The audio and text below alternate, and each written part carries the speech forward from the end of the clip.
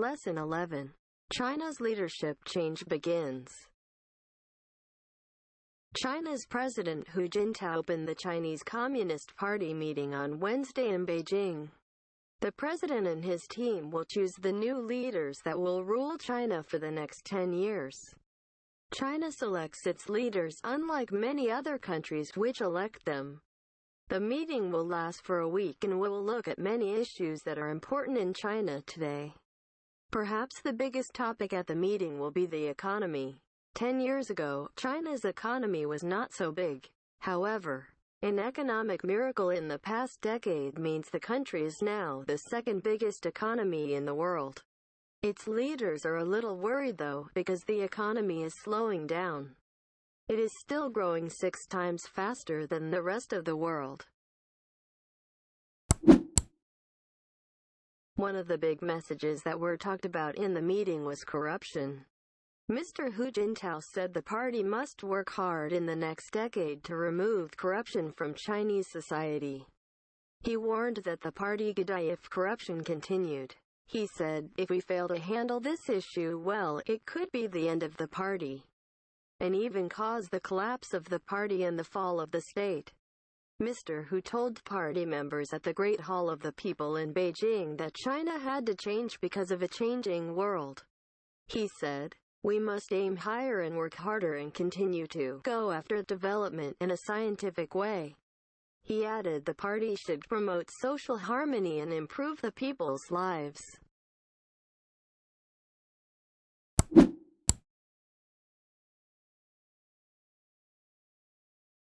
One. What did Hu Jintao open on Wednesday?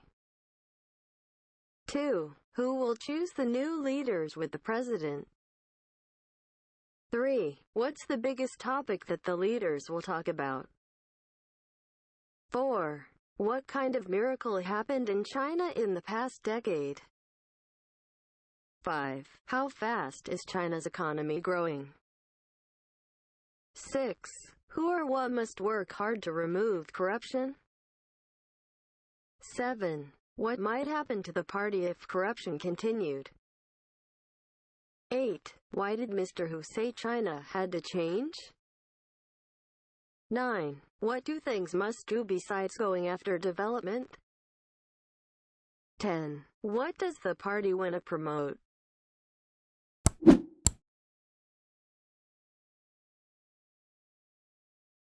One. What do you know about China changing its leaders? 2. Do you think the Chinese system of choosing leaders is better than the American system? 3. What kind of person do you think the new leader will be? 4. What do you know about President Hu Jintao? 5. What are the big issues in China today? 6. What do you think of China's economic miracle? 7. How did China's miracle happen? 8. China's economy is growing 6 times faster than the rest of the world. Is this all good for China? 9. Did you like reading this article? Why or why not? 10. What is corruption like in your country? How bad is it? 11. How can a country remove corruption from society? 12. What would happen to China if the Communist Party died? 13. What would happen to the world if China collapsed? 14. How does China get people to aim higher and work harder? 15. What can the rest of the world learn from China? Lesson 12. American man travels 1,000,000 miles in 2012.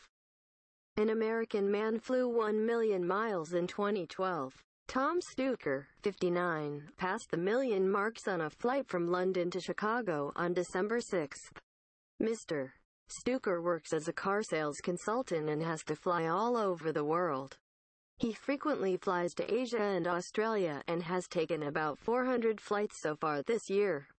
He always uses the U.S. Airline United. He joined the company's frequent flyer program in 1983 and has since flown 11 million miles with United on over 6,000 flights. A United Airlines spokesperson said that in 2012, Mr. Stuker had flown the same distance as 40 times around the Earth. It added that if all of Mr. Stuker's miles were put together, he would be in the air for 73 days non-stop.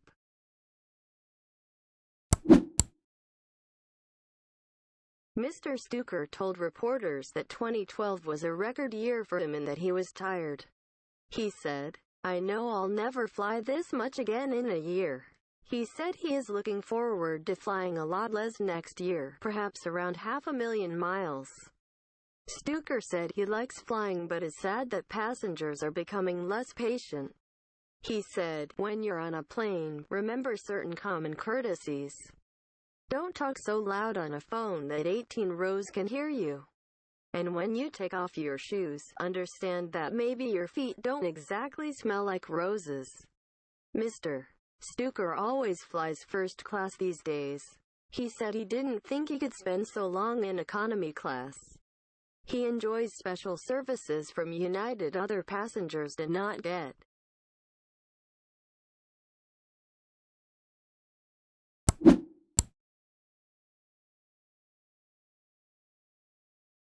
One. How old is the man who flew 1,000,000 miles? 2. Where was he going when he broke the record? 3. How many flights did he take in 2012? 4. When did he join United Airlines' frequent flyer program? 5. How many days do all his 2012 flights add up to? 6. How many miles does he think he'll fly in 2013? 7. What does he think of other passengers? 8. What does Mr. Stuker advise passengers to not to do? 9. How does Mr. Stuker fly nowadays? 10. What does Mr. Stuker get that other passengers don't?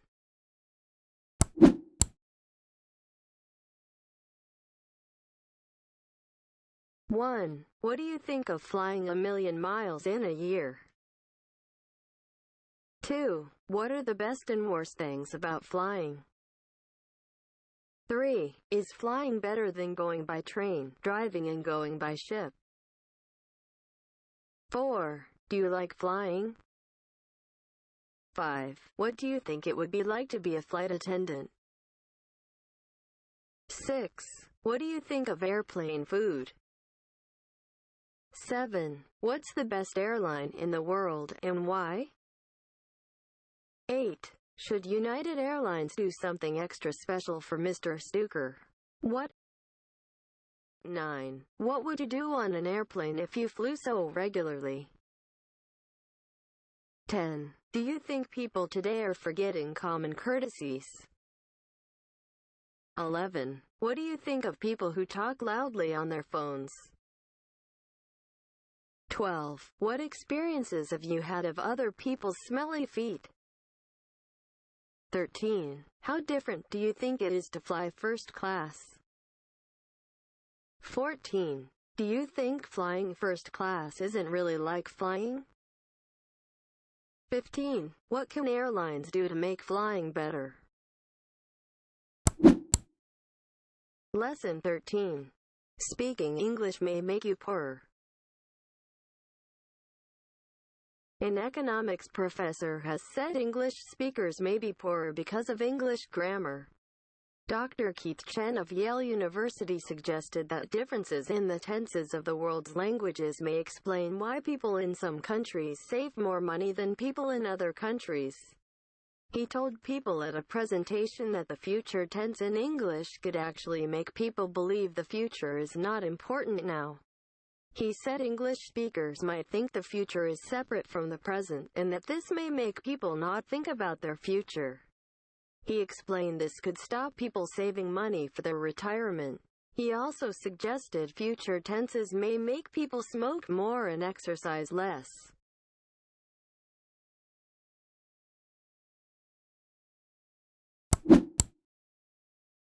Professor Chen divided the grammar of countries into two, those with a strong future time reference and those with a weak reference. He explained, "If I wanted to explain to an English-speaking colleague why I can't attend a meeting later today, I could not say, I go to a seminar. English grammar would require me to say, I will go, I'm going, or have to go to a seminar."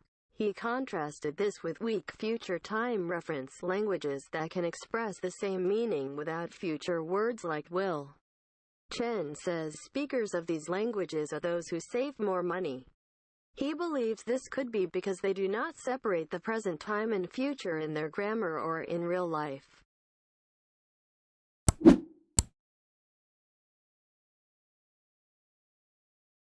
One. What is the job of the person who talked about speaking English? 2. Where does the person work? 3. Where did Ho speak to people about this topic? 4. What did he say English speakers separate? 5. What did he say about smoking and exercising? 6.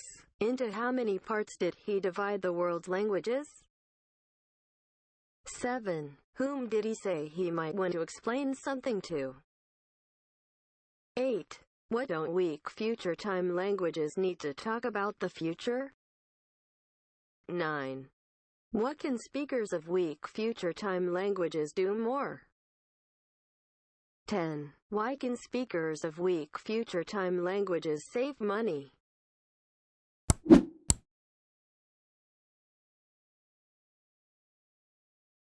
One. Do you think there's a link between grammar and money?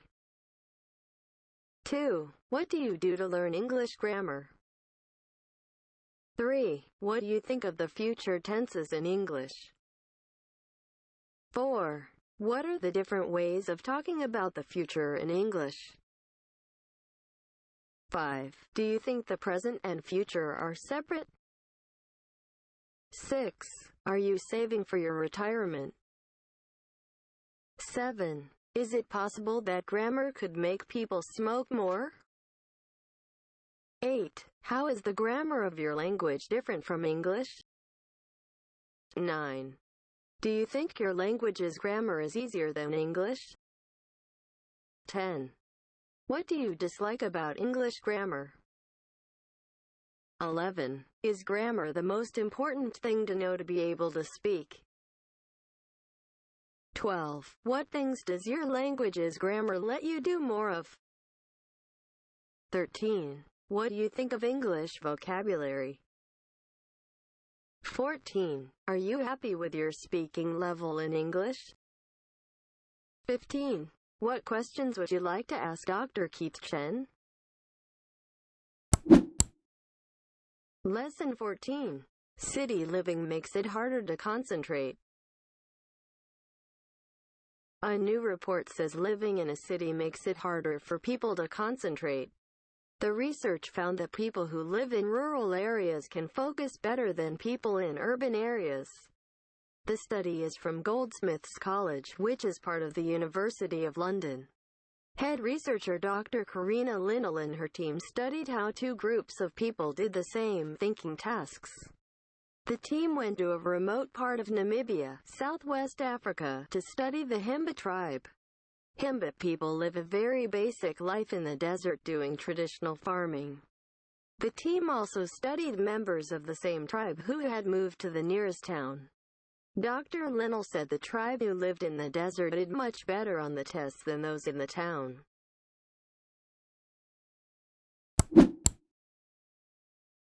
Dr. Linnell's research may change the way companies operate. In the future, workers may relocate from cities to live and work in the countryside.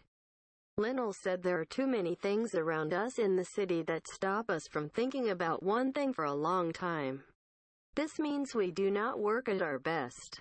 She asked what if, for example, companies realized certain tasks would be better carried out by employees based outside of the urban environment where their concentration ability is better? The past century has seen billions of people move from the countryside to big cities. If Dr. Linnell's research is true, this century might see many of those people return to the great outdoors.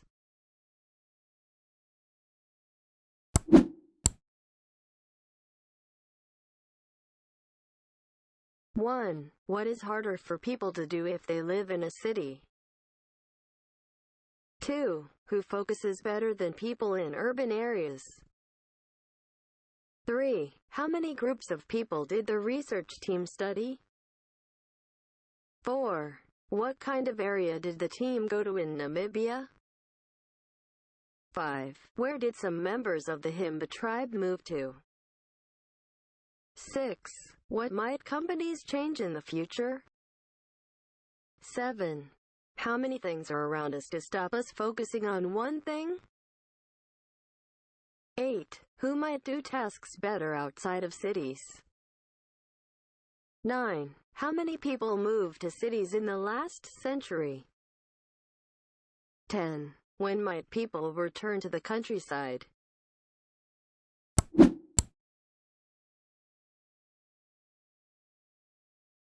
One. Are you good at focusing on one thing for a long time?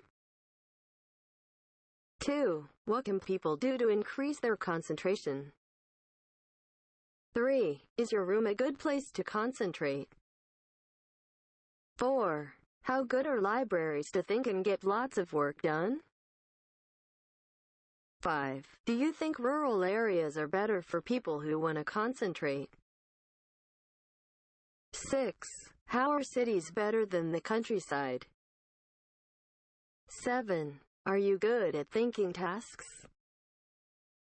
8. Why do you think the people who lived in the desert did better on the tests?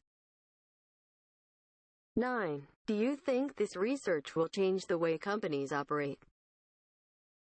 10. Would you prefer to work in the city or countryside? 11. What are the pros and cons of working in the countryside? 12. What things in the city can stop us concentrating? 13. How does your mobile phone or computer stop you concentrating? 14. Should people meditate to help them concentrate? 15. Would you like to take a How to Concentrate Better course? Lesson 15. Gunmen kidnapped 8 foreigners in Nigeria. Armed attackers kidnapped 8 foreign workers in northern Nigeria on Sunday. The abductees were taken from the residential compound of a Lebanese construction company. A security guard was killed as he tried to prevent the assailants from entering the camp. The kidnapped workers are believed to be from Britain, Greece, Italy, and Lebanon. A woman and her daughter are among them. A local government official, Adamu Aliyu, said the attack occurred at 2:15 a.m. The gunmen also attacked a police station and a prison on their way to the compound. A police chief said, "We repelled the attack, but they burned 2 vehicles."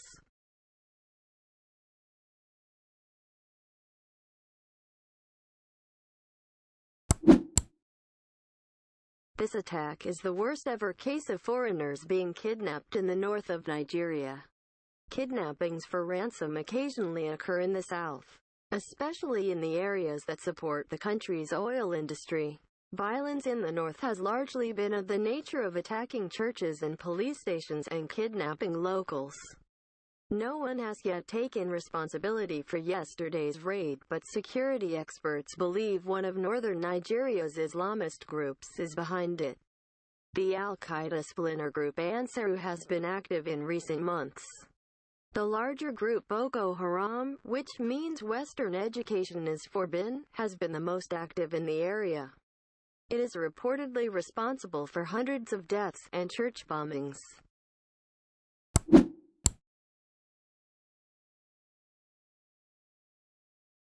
One. What were the attackers carrying?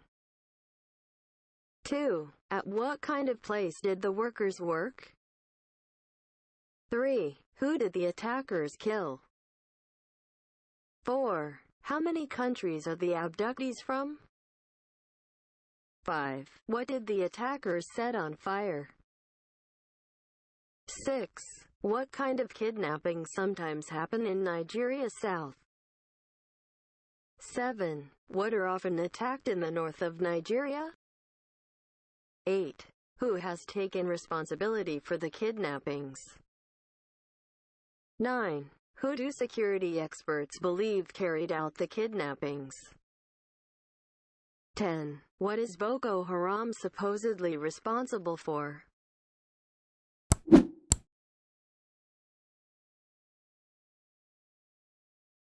One. What do you think of kidnappings?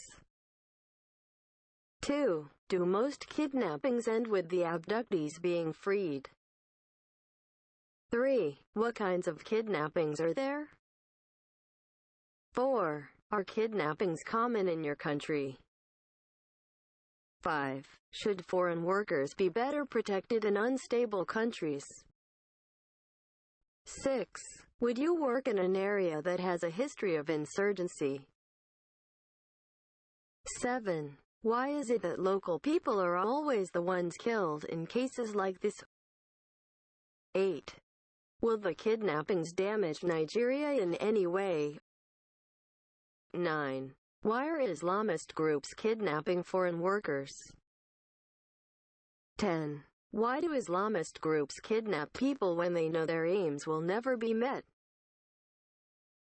11. What would you do if you knew someone was about to kidnap you? 12. How would you cope mentally during a kidnapping? 13. Would you try to escape if you were kidnapped, or would you be too afraid? 14. What would you think about if you were held captive? 15. Will Islamist groups ever stop trying to get what they want?